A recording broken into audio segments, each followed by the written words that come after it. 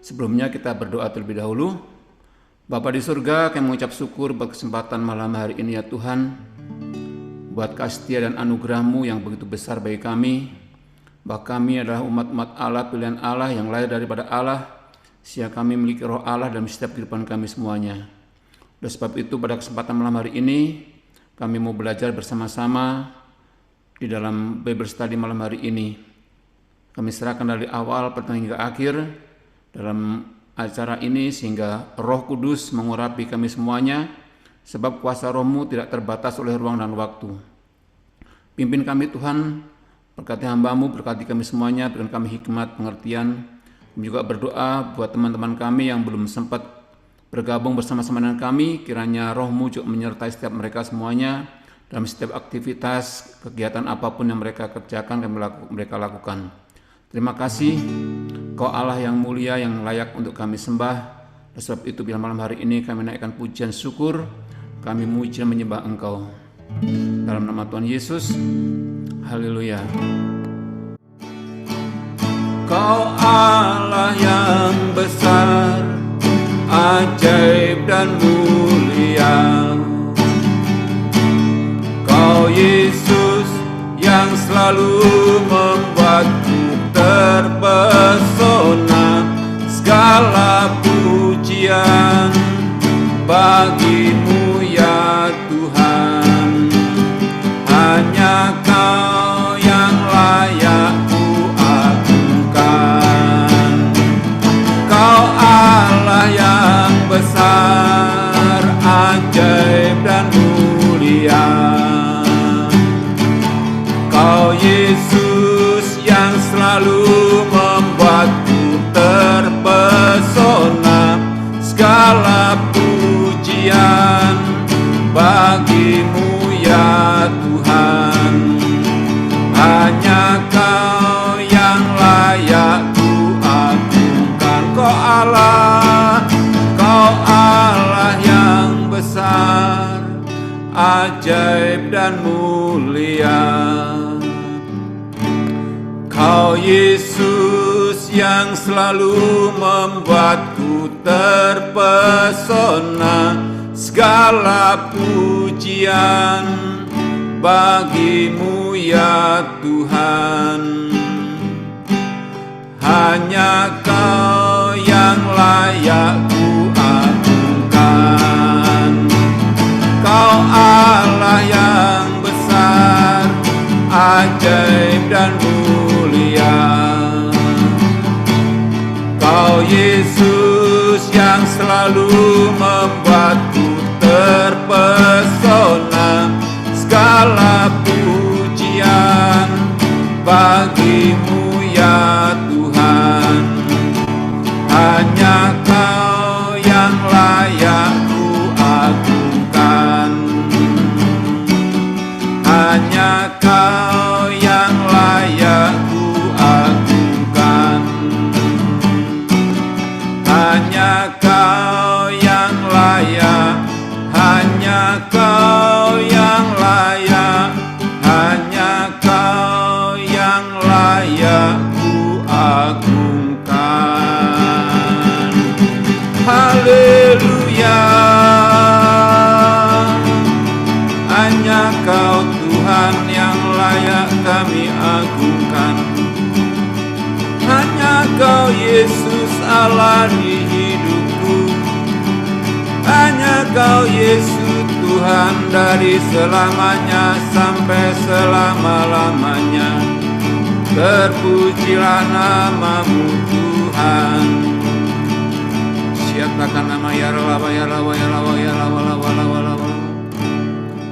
Terima kasih, kami bersyukur memiliki Allah seperti-Mu. Kami bersyukur punya Tuhan seperti Engkau.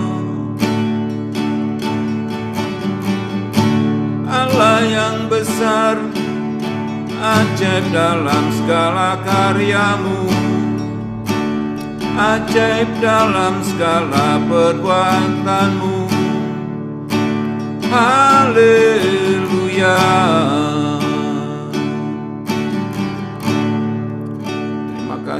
Tuhan Yesus.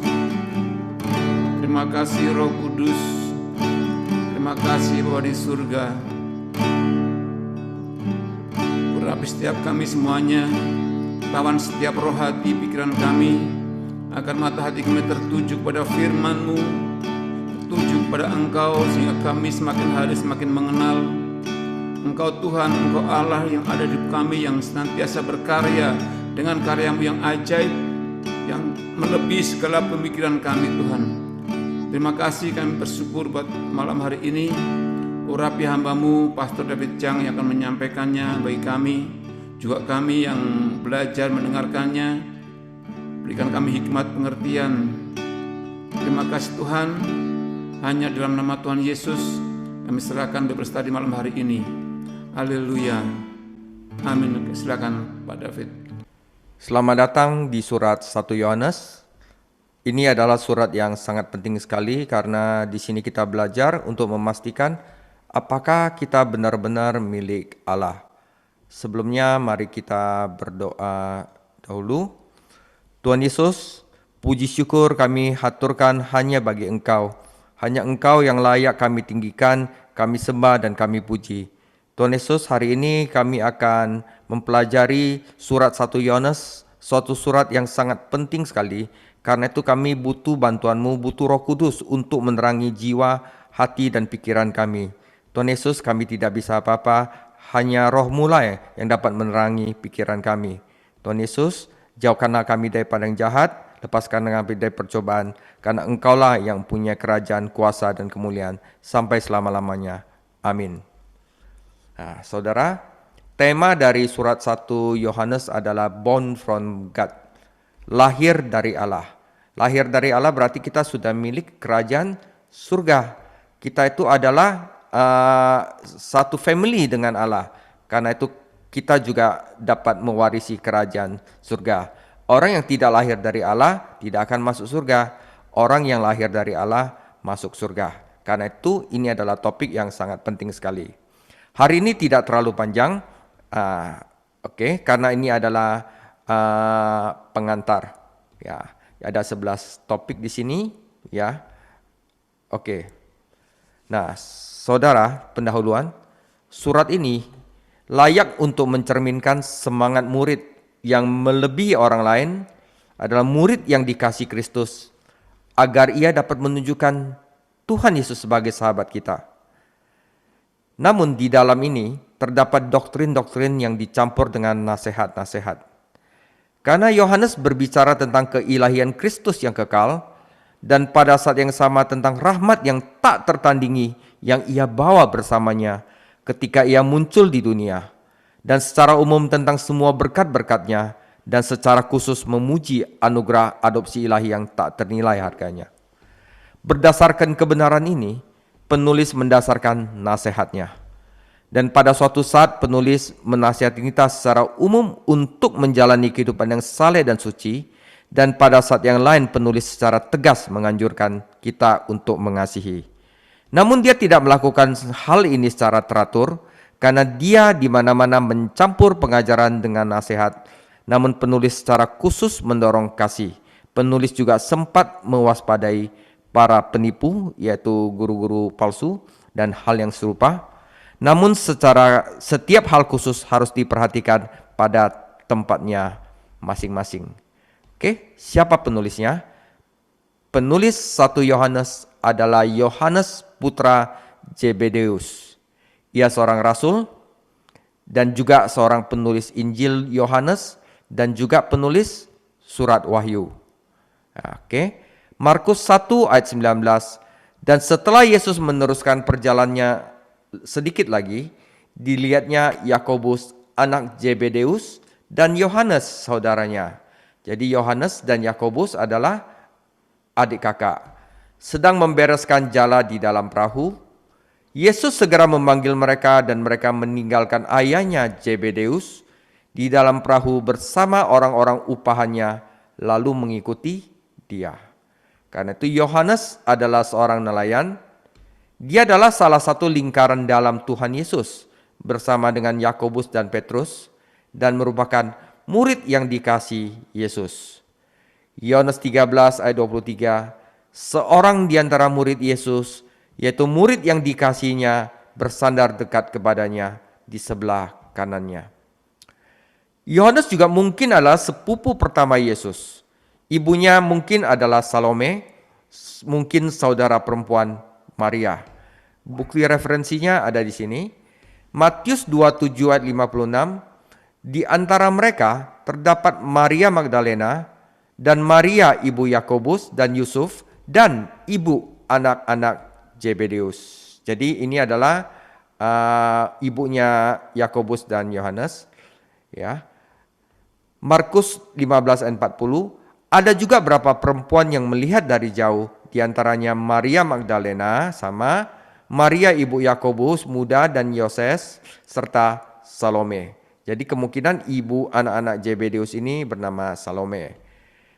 Di Injil yang berbeda, Yohanes 19 ayat 25, dan dekat salib Yesus berdiri ibunya dan saudara ibunya, Maria istri Klopas dan Magdalena.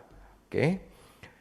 Pandangan ini berasumsi bahwa saudara perempuan ibunya dalam Yohanes 19 ayat 25 mengacu pada Salome dan juga ibu anak-anak Zebedeus, yang berarti Maria dan Salome dan ibu anak-anak Zebedeus ini adalah orang yang satu dan sama yang merupakan ibu dari Yohanes. Nah, saudara, di sini tidak seperti kebanyakan surat Perjanjian Baru, surat 1 Yohanes tidak memberitahukan siapa penulisnya. Tetapi saudara, ada beberapa referensi identifikasi paling awal mengenai dirinya berasal dari Bapak Gereja, yaitu Irenaeus 140 sampai 203 Masehi, Clement dari Alexandria 150 sampai 215 Masehi, Tertullian 155 sampai 222 Masehi, dan Origen 185 dan 253 Masehi. Ini semua adalah para bapak gereja. Semuanya penulisnya adalah Rasul Yohanes. Sejauh yang saya tahu, tidak ada orang lain yang disarankan oleh gereja mula-mula. Oleh karena itu, hampir pasti dan 100% saya rasa bahwa yang menulis adalah Rasul Yohanes. Identifikasi tradisional ini ditegaskan dengan bukti dalam surat itu sendiri, yaitu gaya Injil Yohanes sangat mirip dengan gaya surat ini. Keduanya ditulis dalam bahasa Yunani sederhana dan menggunakan figur yang kontras, seperti terang dan gelap, hidup dan mati, kebenaran dan kebohongan, kasih dan benci. Ya, itu adalah stylenya Injil Yohanes dan muncul lagi di dalam 1 Yohanes. Penyebut kesaksian para saksi mata, di mana dia tulis apa yang kami lihat dan apa yang kami dengar, selaras dengan fakta bahwa Yohanes adalah Rasul Yesus Kristus. Rasul adalah seseorang yang bersaksi tentang Yesus Kristus. Nah, oke.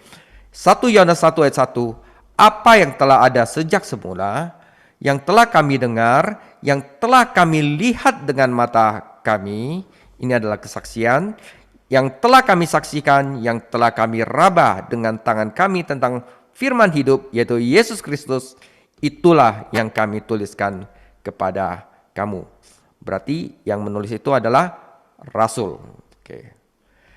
Nah, cara berwibawa yang terdapat dalam surat itu terlihat dalam perintah-perintahnya seperti seorang ayah kepada anak-anaknya. Adalah cara Yohanes. Ya, contohnya 1 Yohanes 2:15, janganlah kamu mengasihi dunia dan apa yang ada di dalamnya. Jikalau orang mengasihi dunia, maka kasih akan Bapa tidak ada di dalam orang itu. 1 Yohanes 2:28, maka sekarang anak-anakku, tinggallah di dalam Kristus, supaya apabila ia menyatakan dirinya, kita beroleh keberanian percaya dan tidak usah malu terhadap dia pada hari kedatangannya. 1 Yohanes 4:1, saudara-saudaraku yang kekasih, janganlah percaya akan setiap roh, tetapi ujilah roh-roh itu, apakah mereka berasal dari Allah. Sebab banyak nabi-nabi palsu yang telah muncul dan pergi ke seluruh dunia. 1 Yohanes 5 ayat 21, anak-anakku, waspadalah terhadap segala berhala. Cara berwibawa adalah stylenya Yohanes. Cara penegasannya yang tegas. Ya, Yohanes itu dan Yakobus itu putra guntur, dia tegas, ya. Dikatakan di 1 Yohanes 2 ayat 6, barang siapa mengatakan bahwa ia ada di dalam dia, ia wajib hidup sama seperti Kristus hidup. 1 Yohanes 3 ayat 14, kita tahu bahwa kita sudah berpindah dari alam maut ke alam hidup, ke dalam hidup, yaitu karena kita mengasihi saudara kita. Barang siapa tidak mengasihi, ia tetap dalam maut. 1 Yohanes 4 ayat 11 sampai 12. Saudara-saudaraku yang kekasih, jikalau Allah sedemikian mengasihi kita, maka haruslah kita juga saling mengasihi. Tidak ada seorang pun yang pernah melihat Allah. Jika kita saling mengasihi, Allah tetap di dalam kita dan kasih-Nya sempurna di dalam kita. Dan tanda pengenalannya yang tajam akan kesalahan dan apa yang diharapkan dari seorang rasul. 1 Yohanes 1 ayat 6, jika kita katakan bahwa kita beroleh persekutuan dengan Dia, namun kita hidup di dalam kegelapan, kita berdosa dan kita tidak melakukan kebenaran. 1 Yohanes 1 ayat 8, jika kita berkata bahwa kita tidak berdosa, maka kita menipu diri kita sendiri dan kebenaran tidak ada di dalam kita. 1 Yohanes 2 ayat 4, barang siapa berkata aku mengenal Dia, tetapi ia tidak menuruti perintahnya, ia adalah seorang pendusta dan di dalamnya tidak ada kebenaran. 1 Yohanes 2 ayat 22, siapakah pendusta itu? Bukankah dia yang menyangkal bahwa Yesus adalah Kristus? Dia itu adalah antikristus, yaitu dia yang menyangkal baik Bapa maupun Anak.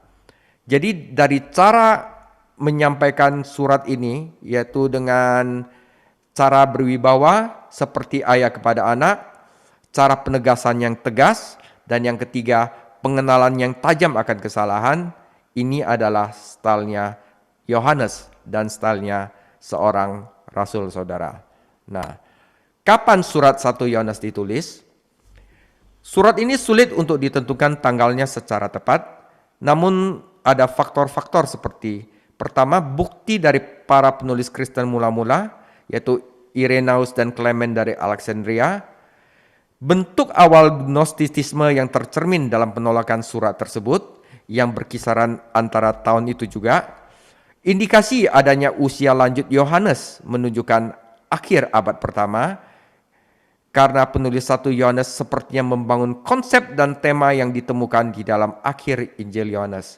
Jadi sebenarnya ini adalah konsep dari Injil Yohanes yang akan dikembangkan di dalam 1 Yohanes. Yohanes 20 ayat 31, tetapi semua yang tercantum di sini telah dicatat supaya kamu percaya bahwa Yesuslah Mesias, Anak Allah, dan supaya kamu oleh imanmu memperoleh hidup di dalamnya. Nah, ini adalah tema juga dari 1 Yohanes, agar kita percaya bahwa Yesus adalah Mesias, Anak Allah, dan supaya kita beroleh hidup yang kekal. Maka saudara, dari 4 hal ini, maka masuk akal untuk memberi tanggal surat ini di antara tahun 85 sampai 95 Masehi. Setelah penulisan Injil Yohanes yang diperkirakan ditulis sekitar 85, maka surat 1 Yohanes ditulis setelah itu. Nah, penerima surat 1 Yohanes. 1 Yohanes 2 ayat 12 sampai 14, 19, 3 ayat 1 dan 5 ayat 13 memperjelas bahwa surat ini ditujukan bukan untuk orang-orang tidak percaya, tetapi untuk orang-orang percaya. Namun surat itu sendiri tidak menyebutkan siapa mereka atau di mana mereka tinggal. Ya, kita periksa dulu dia punya ayat. 1 Yohanes 2 ayat 12. Aku menulis kepadamu, hai anak-anak. Nah, berarti orang percaya. Sebab dosamu telah diampuni oleh karena namanya. Dan aku menulis kepada kamu, hai bapak-bapak, karena kamu telah mengenal Dia yang ada dari mulanya. Aku menulis kepadamu, hai orang-orang muda, karena kamu telah mengalahkan yang jahat. 1 Yohanes 2 ayat 19. Memang mereka berasal dari antara kita, tetapi mereka tidak sungguh-sungguh ya termasuk pada kita. Sebab jika mereka sungguh-sungguh termasuk pada kita, niscaya mereka tetap bersama-sama dengan kita. Tetapi hal itu terjadi supaya menjadi nyata bahwa tidak semua mereka sungguh-sungguh termasuk pada kita. Berarti ditulis kepada orang-orang percaya. 1 Yohanes 3 ayat 1, lihatlah betapa besar kasih yang dikaruniakan Bapa kepada kita, sehingga kita disebut anak-anak Allah, dan memang kita adalah anak-anak Allah. 1 Yohanes 5 ayat 13, semuanya ini kutuliskan kepada kamu supaya kamu percaya kepada nama anak Allah, tahu bahwa kamu memiliki hidup yang kekal. Nah saudara, fakta bahwa surat itu tidak menyebutkan nama siapapun menunjukkan bahwa surat itu adalah surat edaran, ya, untuk diedarkan, saudara, yang dikirimkan kepada umat Kristen di sejumlah tempat. Nah, bukti dari penulis Kristen masa awal menempatkan Rasul Yohanes di Efesus pada sebagian besar tahun-tahun terakhirnya. Karena itu, penggunaan 1 Yohanes yang terkonfirmasi paling awal terjadi di provinsi Romawi di Asia. Sekarang itu adalah Turki modern, tempat Efesus berada. Jadi ini adalah Pulau Patmos, tempat di mana Rasul Yohanes dibuang. Nah, jadi diperkirakan dia menulis bersama kitab Wahyu dan disebarkan di 7 gereja di Asia. Ini adalah Asia. Ya. Clemens dari Alexandria menunjukkan bahwa Yohanes melayani di berbagai gereja yang tersebar di seluruh provinsi ini. Oleh karena itu dapat diasumsikan bahwa 1 Yohanes diutus kepada gereja-gereja di provinsi Asia. Bukti lainnya bahwa surat Wahyu juga dikirim ke gereja-gereja ini, saudara. Oke. Nah, sekarang itu masuk ke dalam tema dari surat 1 Yohanes. Saudara perhatikan baik-baik. Saudara, apakah kita lahir dari Allah? Itu adalah pertanyaan yang sangat-sangat penting. Dan ini adalah tema utama, salah satu pernyataan utama yang dibahas dalam surat 1 Yohanes dalam Alkitab. Saudara, kalau kita tidak lahir dari Allah, kita tidak diselamatkan. Kalau kita lahir dari Allah, kita diselamatkan. Yohanes ingin membantu kita mengenali roh Tuhan di dalam kita dan juga mengenali roh yang bukan berasal dari Tuhan. Yohanes menulis dengan beberapa tujuan yang sangat penting dalam pikirannya. Salah satu tujuan surat ini adalah pertama, menghilangkan prasangka para penipu untuk menunjukkan kita siapa pembohong itu. Oke. Yohanes berkata, saya menulis hal ini kepada Anda tentang mereka yang mencoba menyesatkan Anda. Dan Yohanes ingin membantu mereka mengenali roh penyesat.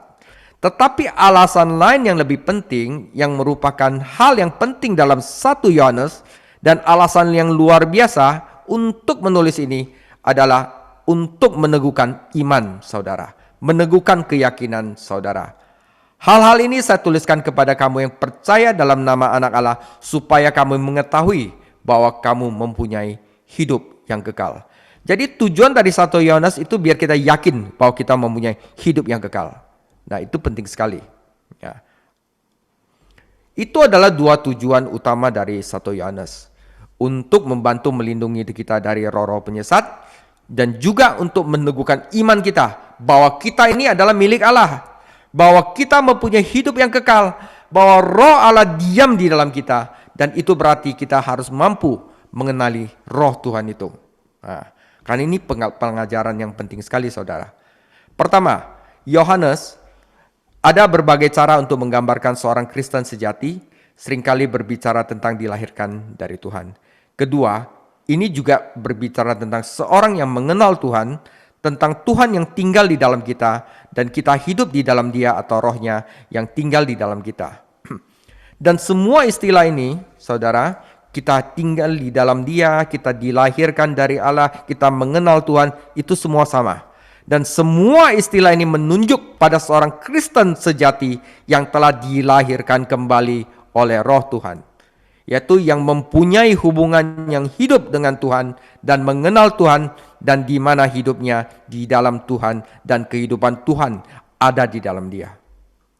Oke, itu adalah tema dari surat 1 Yohanes. Jadi apakah kalian termasuk di dalam Ini Anda identifikasi sendiri. Ide besar dari tema Yohanes, ini jadi 1 Yohanes itu semuanya ide besarnya adalah gini. Saya gambarkan demikian saudara. Ada seorang yang takut mati. Kenapa dia takut mati? Karena dia tidak yakin 100% bahwa dia diselamatkan. Dia mengaku pada malam itu bahwa meskipun dia telah meminta Yesus Kristus ke dalam hidupnya untuk mengampuni dosanya dan menjadi juru selamatnya, dia masih menjadi sedikit takut apakah keselamatannya nyata atau tidak ketika topik kematian diangkat. Sebenarnya ada saat-saat bahkan dalam hidup saya ketika saya takut akan hal yang sama. Bagaimana dengan Anda? Apakah Anda 100% yakin bahwa jika Anda menghadapi kematian dalam 2 menit berikutnya saat membaca ini, Anda akan masuk surga? Coba pikirkan sejenak. Bagaimana Anda tahu bahwa jika Anda mati sekarang, Anda akan masuk surga? Jika Anda merasa sedikit takut seperti orang di atas, Anda sudah benar. Anda mengikuti pengajaran yang tepat. Karena alasan Yohanes menulis surat ini adalah untuk memberikan setiap orang percaya kemampuan untuk mengevaluasi realitas iman mereka dan yakin akan keselamatan mereka. Yohanes ingin Anda memiliki keyakinan mutlak dan 100% mengenai keselamatan Anda. Ini adalah ide besar yang ada di seluruh suratnya. Lihatlah apa yang Yohanes katakan. 1 Yohanes 5 ayat 13. Semuanya ini kutuliskan kepada kamu supaya kamu yang percaya kepada nama Anak Allah tahu bahwa kamu memiliki hidup yang kekal. Saudara, apa rasanya kalau kita yakin? Apa rasanya kalau kita tahu bahwa kita memiliki hidup yang kekal? Wah, nggak ada takutnya lagi di dunia ini, saudara. Ya kan? Nah, karena itu penting sekali. Ya. Jadi, bukti apa yang Yohanes tunjukkan yang mengungkapkan iman yang benar dan menyelamatkan? Mari kita lihat 4 bukti bahwa Anda diselamatkan. Pertama, saudara. Saya tahu bahwa saya benar-benar diselamatkan jika saya sudah mengaku dosa saya kepada Tuhan. Oke, ini diingat saudara 4 hal ini ya. Yohanes berkata, 1 Yohanes 1 ayat 8, jika kita berkata bahwa kita tidak berdosa, maka kita menipu diri kita sendiri dan kebenaran tidak ada di dalam kita. Jika kita mengaku dosa kita, maka Ia adalah setia dan adil, sehingga Ia akan mengampuni segala dosa kita dan menyucikan kita dari segala kejahatan. Pertama yang kita lakukan adalah kita bertobat dan mengaku dosa kepada Tuhan. Minta pengampunan. Cara untuk mengakui dosa kita hanyalah dengan berdoa mengatakan sesuatu seperti ini. Dengan tulus, ya pastinya. Jadi seperti doa singkat gini. Tuhan Yesus, saya percaya saya adalah orang berdosa. Dan dosaku telah memisahkan aku darimu. Tuhan Yesus, mohon ampunilah segala dosaku. Bersihkanlah hatiku dari segala kefasikan. Dan jadilah Tuhan dan Juru Selamatku. Amin. Saudara, gitu aja. Jika Anda mendoakan doa itu atau doa yang serupa, Anda dapat mengetahui dengan yakin bahwa dosa Anda telah diampuni. Karena Yohanes memberitahu kita bahwa jika kita mengaku, Tuhan mengampuni. Itu adalah kabar baik. Oke, yang pertama adalah itu. Yang kedua, saudara, saya tahu bahwa saya benar-benar diselamatkan jika saya menaati perintah Yesus. Yohanes memperjelas bahwa ketaatan merupakan sebagian bukti bahwa seseorang benar-benar diselamatkan. 1 Yohanes 2 ayat 3, dan inilah tandanya bahwa kita mengenal Allah, yaitu jikalau kita menuruti perintah-perintahnya. 1 Yohanes 3:10, inilah tandanya anak-anak Allah dan anak-anak iblis. Setiap orang yang tidak berbuat kebenaran tidak berasal dari Allah. Demikian juga barang siapa yang tidak mengasihi saudaranya. 1 Yohanes 5 ayat 18, kita tahu bahwa setiap orang yang lahir dari Allah tidak berbuat dosa, terjemahannya adalah terus-menerus berbuat dosa. Tetapi Dia yang lahir dari Allah melindunginya dan si jahat tidak dapat menjamahnya. Yohanes menekankan bahwa orang percaya sejati, orang Kristen asli, menjalani kehidupan dalam ketaatan terhadap perintah Tuhan Yesus. Namun, itu tidak berarti bahwa kita harus 100% taat dengan sempurna sepanjang waktu, karena Yohanes juga mengatakan kepada kita. 1 Yohanes 1 ayat 8, jika kita berkata bahwa kita tidak berdosa, maka kita menipu diri kita sendiri dan kebenaran tidak ada di dalam kita. Kita semua berdosa, bahkan sebagai orang percaya sejati.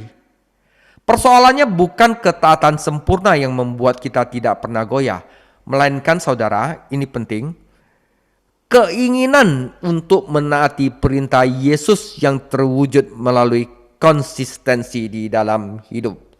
Jadi saudara, firman tulis menulis ini mungkin kadang-kadang saudara bisa jatuh, tetapi yang penting di dalam hati saudara, saudara mempunyai keinginan untuk menaati perintahnya.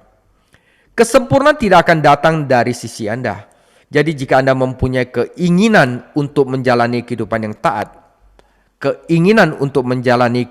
taat, Tuhan Yesus, saya ingin taat, tapi saya tidak mampu, biar Roh Kudus-Mu membimbing saya. Itu pertanda baik saudara, bahwa Anda benar-benar diselamatkan. Namun, jika Anda tidak memiliki keinginan untuk menaati Yesus, tidak memiliki keinginan untuk menjalani kehidupan yang benar, dan tidak ada keyakinan dari Roh Kudus ketika Anda berbuat dosa, Anda harus mempertanyakan apakah Anda benar-benar diselamatkan atau tidak. Keselamatan sejati terwujud dalam keinginan tulus untuk taat dan patah hati dari dosa jika Anda tidak menurutinya.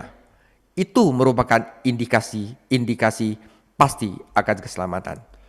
Jadi pengen taat tulus, saya pengen taat, ya. Dan kalau kita jatuh ke dalam dosa tanpa sengaja, kita itu patah hati. Rasanya nggak enak banget. Itu indikasi bahwa kita selamat saudara. Oke? Sudah 3.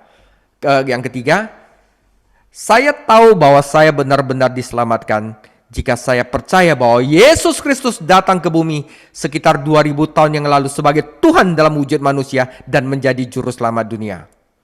1 Yohanes 5 ayat 1, setiap orang yang percaya bahwa Yesus adalah Kristus lahir dari Allah. Dan setiap orang yang mengasihi Dia yang melahirkan, mengasihi juga Dia yang lahir daripadanya. Saya menunjukkan bukti sejati keselamatan melalui iman bahwa Yesus dan hanya Yesuslah satu-satunya Allah yang benar yang datang dan berjalan di antara kita. Yohanes 17 ayat 3, inilah hidup yang kekal itu, yaitu bahwa mereka mengenal Engkau, satu-satunya Allah yang benar, dan mengenal Yesus Kristus yang telah Engkau utus. Yohanes 1 ayat 14a, firman telah menjadi manusia dan diam di antara kita. Oke saudara, yang ketiga, selain itu saya percaya bahwa Yesus adalah satu-satunya yang dapat mati menggantikan saya untuk membayar harga dosa saya sebagai anak domba Allah yang menghapus dosa dunia, dan Dia adalah satu-satunya jalan menuju surga. Saya harus percaya itu. Yohanes 1 ayat 29, pada keesokan harinya Yohanes melihat Yesus datang kepadanya dan ia berkata, lihatlah anak domba Allah yang menghapus dosa dunia. Ya. Yohanes 14 ayat 6 kata Yesus kepadanya, akulah jalan dan kebenaran dan hidup. Tidak ada seorang pun yang datang kepada Bapa kalau tidak melalui aku. Saudara, jika Anda mempercaya hal-hal ini, Anda dapat yakin bahwa Anda memiliki iman yang tulus dan benar-benar diselamatkan. Udah 3 saudara ya, Anda dapat yakin bahwa Anda diselamatkan jika Anda telah bertobat, mengaku dosa, meminta pengampunan kepada Tuhan. Yang kedua, Anda taat kepada firman-Nya, mempunyai keinginan yang taat akan firman-Nya. Dan yang ketiga adalah mengaku bahwa Yesus Kristus adalah Tuhan. Dan yang keempat, saya tahu bahwa saya benar-benar diselamatkan jika saya mengasihi orang percaya lainnya. Ya, bukti keempat adalah kasih. Iman sejati yang menyelamatkan diwujudkan dalam kasih yang tulus terhadap orang percaya lainnya. 1 Yohanes 3:10, inilah tandanya anak-anak Allah dan anak-anak iblis. Kontras ya. Setiap orang yang tidak berbuat kebenaran tidak berasal dari Allah. Demikian juga barang siapa yang tidak mengasihi saudaranya. Kasih lebih dari sekedar perasaan yang diungkapkan melalui kata-kata. Kasih sejati diwujudkan melalui tindakan. 1 Yohanes 3 ayat 18, anak-anakku, marilah kita mengasihi bukan dengan perkataan atau dengan lidah, tetapi dengan perbuatan dan dalam kebenaran. Namun tindakan seperti apa yang menunjukkan keadaan sebenarnya dari keselamatan saya, Anda bertanya? Pertanyaan bagus. Sederhananya, kita harus saling mengasihi dengan cara yang sama seperti Yesus mengasihi kita, yaitu kasih dengan penuh pengorbanan dan tanpa syarat. Jangan ada maunya ya, mengasihi orang lain. 1 Yohanes 4 ayat 7 sampai 9. Saudara-saudaraku yang kekasih, marilah kita saling mengasihi sebab kasih itu berasal dari Allah. Dan setiap orang yang mengasihi lahir dari Allah dan mengenal Allah. Barang siapa tidak mengasihi, ia tidak mengenal Allah sebab Allah adalah kasih. Dalam hal inilah kasih Allah dinyatakan di tengah-tengah kita, yaitu bahwa Allah telah mengutus anaknya yang tunggal ke dalam dunia supaya kita hidup olehnya. Saudara, kita menunjukkan kasih satu sama lain ketika kita berkorban untuk membantu mereka pada saat dibutuhkan. Dan kita mengasihi orang lain tanpa syarat ketika kita membantu mereka tanpa pamrih. Misalnya, jika mereka membutuhkan pakaian, kita berikan pakaian kepada mereka. Jika mereka membutuhkan makanan, kita berikan makanan kepada mereka. Jika mereka membutuhkan uang, kita berikan kepada mereka. Tetapi saudara, ini bukan sistem kesejahteraan Kristen ya. Bukannya panti sosial semacam begitu. Ya, karena Alkitab berkata juga begini, bahwa setiap orang yang masih dapat bekerja harus melakukan pekerjaannya. Ya, jika seseorang tidak mau bekerja, jangan ia makan ya. Ya, lihat 2 Tesalonika 3 ayat 6 sampai 11. Namun sebaliknya, ketika sesuatu terjadi dalam hidup seseorang, sebagai contoh mereka kehilangan pekerjaan, mereka depresi, melukai diri sendiri, atau apapun seperti itu, maka kita sebagai orang Kristen harus membantu mereka. Saat kita membantu orang percaya lainnya pada saat mereka membutuhkan, pada saat yang paling mereka butuh, kita menunjukkan bahwa kita adalah anak-anak Allah yang sejati. 1 Yohanes 4 ayat 21. Dan perintah ini kita terima dari Dia, barang siapa mengasihi Allah, ia juga harus mengasihi saudaranya. Jadi, jika Anda secara aktif mengasihi orang lain, itu adalah bukti lain bahwa Anda benar-benar diselamatkan. Saudara, inilah 4 bukti yang mengungkapkan iman sejati yang menyelamatkan. Nah, ini adalah topik dari 1 Yohanes. Dan sekarang satu lagi, saya ingin memastikan saudara bahwa Anda tidak berpikir bahwa saya tipe guru yang berorientasi pada perbuatan. Bukan, keselamatan tetap dari iman, tetapi perbuatan itu adalah hasil dari iman. Saya tidak berorientasi pada perbuatan atau legalistik saudara. Saya percaya bahwa kita diselamatkan karena kasih karunia melalui iman, bukan perbuatan. Itu adalah ajaran Alkitab yang jelas. Efesus 2 ayat 8, sebab karena kasih karunia kamu diselamatkan oleh iman, itu bukan hasil usahamu, tetapi pemberian Allah. Itu bukan hasil pekerjaanmu, jangan ada orang yang memegahkan diri. Namun saya juga percaya Alkitab mengajarkan bahwa iman yang sejati akan terlihat melalui iman dan perbuatan yang telah saya nyatakan di atas. Yakobus 2 ayat 17, demikian juga halnya dengan iman, jika iman tidak disertai perbuatan, maka iman itu pada hakikatnya adalah mati saudara. Oke, saudara, kita sudah sampai penutup. Saudara, oleh karena itu, orang percaya sejati adalah orang yang harus yakin 100% akan keselamatannya. Yaitu apa saudara? Bahwa kalau mati nanti masuk surga. Ya. Orang percaya sejati adalah orang yang imannya menuntun pada perbuatan dan perbuatannya dilatar belakangi oleh iman. Oleh karena itu saudara, di dalam pengajaran 1 Yohanes ini ada 11 sesi selama 3 bulan. Itu sangat bermanfaat untuk menumbuhkan iman saudara agar saudara yakin bahwa saudara lahir dari Allah. agar saudara yakin bahwa saudara diselamatkan, agar saudara tidak mudah untuk disesatkan oleh para penipu. Dan saya juga ingin berdoa saat Anda mendengar pengajaran ini. Anda tidak hanya akan merasakan jaminan keselamatan Anda sendiri, namun Anda juga akan membantu orang percaya lainnya, mungkin sedang bergumul dengan keraguan tentang keselamatan di dalam diri mereka sendiri. Saudara, demikian sharing pengantar 1 Yohanes. Tuhan Yesus memberkati. Minggu depan kita masuk ke dalam eksegesis 1 Yohanes 1 ayat 1 sampai 4 dengan judul Apakah Anda Asli? Tuhan Yesus memberkati. Bapa, Engkau baik. Bapa, Engkau baik. Kau selalu baik kepadaku. Bapa, ku cinta Kau. Aku memujimu,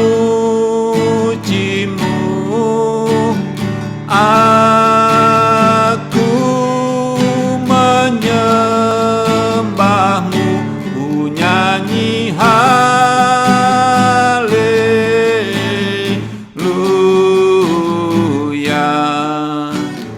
Bapa, ku cinta Kau.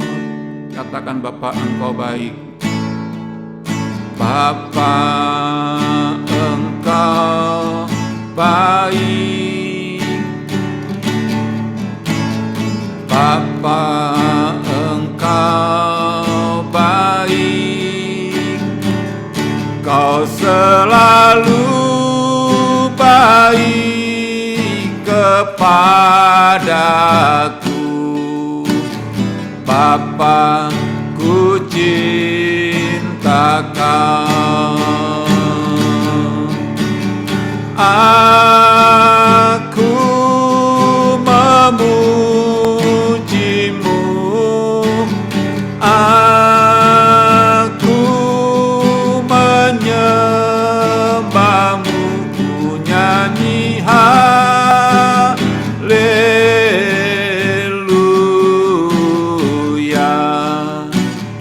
Bapa, ku cinta Kau. Aku memujimu,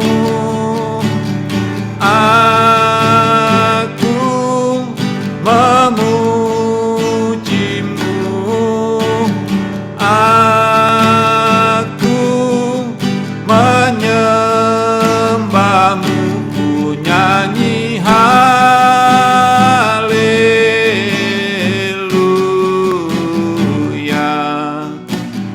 Bapa, ku cinta Kau.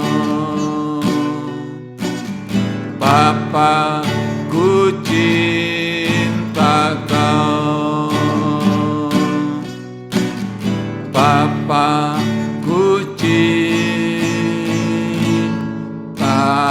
Kau. Haleluya. Terima kasih Bapa, Engkau baik, sungguh baik dan teramat baik. Kau telah selamatkanku, Kau telah ampuni dosaku, Kau yang angkat setiap hidupku. Haleluya, terpujilah nama-Mu Tuhan. Terima kasih, kami semakin hari semakin yakin akan keselamatan yang daripada-Mu nyata benar di dalam hidup kami. Terima kasih Bapa, Engkau baik. Terima kasih Yesus buat pengorbanan-Mu, buat salib-Mu. Terima kasih Tuhan. Bapa di surga, kami mengucap syukur buat kesempatan malam hari ini. Biarlah dalam Bible study malam hari ini kami terus belajar dan kami semakin hari diteguhkan akan keselamatan, akan pengampunan dosa yang daripada Tuhan memenuhi setiap kehidupan kami semuanya, Tuhan. Terima kasih, kami percaya dengan mulut kami mengaku bahwa Engkau Allah Yesus Kristus, Tuhan Allah kami, Allah yang hidup, yang bangkit daripada maut, yang telah menyelamatkan setiap kehidupan kami semuanya. Terima kasih Tuhan Yesus, berkati hamba-Mu Pastor David yang mengajarkan setiap kami, urapi terus, berikan hikmat terus yang lebih daripada itu Tuhan, sehingga hamba-Mu membagikan setiap kebenaran firman-Mu untuk kami semuanya, sehingga kami juga semakin hari semakin diteguhkan, semakin hari kami semakin yakin dan semakin mengenal bahwa Yesus Kristus adalah Tuhan Juru Selamat kami.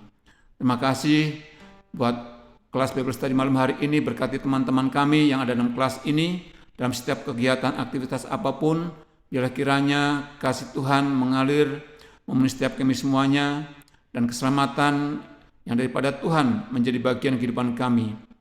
Terima kasih Tuhan, berikan kami kesehatan, kekuatan yang daripada Roh Kudus mengalir, Engkau yang memimpin, menuntun, membimbing setiap kami semuanya dalam setiap malam hari ini.